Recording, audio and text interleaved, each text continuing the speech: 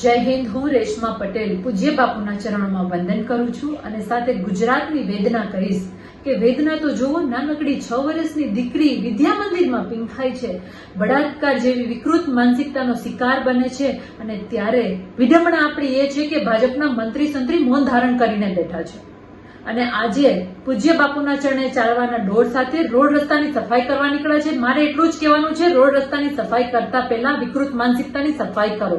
તમારી લોભ, લાલચ ને સત્તાની જે માનસિકતા છે ને એની સફાઈ કરો। અને ખાસ કરીને જે બહેનો મંત્રી બનીને બેઠી છે, એમએલએ એમપી બનીને જે ભાજપના ચોલા પહેરીને બેઠી છે ને, એને શરમ આવવી જોઈએ। તમે ભાજપની ભક્તિ કરવાના વચન આપ્યા હતા કે જનતાની ભક્તિ કરવાના? આજે યાદ રાખજો કે તમે જે માનસિકતાને પોષણ આપો છો ને એ વિધાનસભા ગૃહમાં પણ પહોંચતા વાર નહીં લાગે। વિકૃત માનસિકતા અને વિધાનસભા ગૃહમાં પણ બળાત્કાર જેવા કૃત્યો બનતા વાર નહીં લાગે જો આવી રીતે તમે મૌન ધારણ કરીને રહ્યા તો મહેરબાની કરીને અવાજ ઉઠાવો ને દીકરી માટે ન્યાય અપાવો।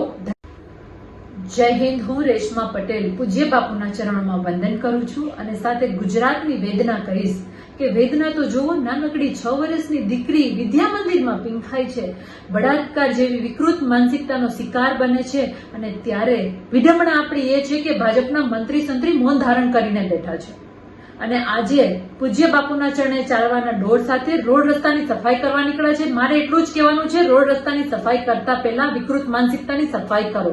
તમારી લોભ, લાલચ ને સત્તાની જે માનસિકતા છે ને એની સફાઈ કરો। અને ખાસ કરીને જે બહેનો મંત્રી બનીને બેઠી છે, એમએલએ એમપી બનીને જે ભાજપના ચોલા પહેરીને બેઠી છે ને, એને શરમ આવવી જોઈએ। તમે ભાજપની ભક્તિ કરવાના વચન આપ્યા હતા કે જનતાની ભક્તિ કરવાના? આજે યાદ રાખજો કે તમે જે માનસિકતાને પોષણ આપો છો ને એ વિધાનસભા ગૃહમાં પણ પહોંચતા વાર નહીં લાગે। વિકૃત માનસિકતા અને વિધાનસભા ગૃહમાં પણ બળાત્કાર જેવા કૃત્યો બનતા વાર નહીં લાગે જો આવી રીતે તમે મૌન ધારણ કરીને રહ્યા તો મહેરબાની કરીને અવાજ ઉઠાવો ને દીકરી માટે ન્યાય અપાવો।